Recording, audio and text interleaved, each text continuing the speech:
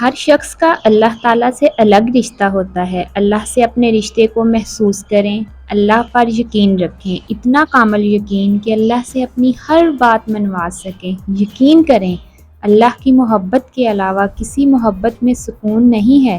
اللہ کے علاوہ کوئی اچھا دوست نہیں۔ اللہ سے دوستی کر لیں، کوئی مشکل آپ کو پریشان نہیں کرے گی۔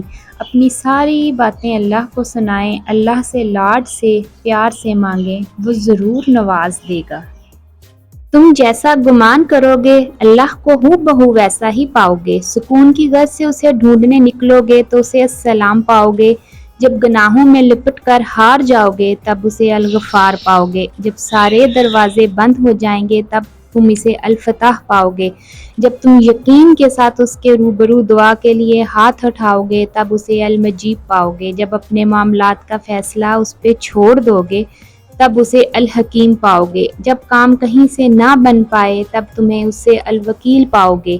جب اپنی من پسند چیز اس کی حفاظت میں چھوڑ دو گے تب اسے الحفیظ پاؤ گے۔ جب بے بسی کی انتہا تمہیں سجدے میں گرا دے گی تب تم اسے القادر پاؤ گے۔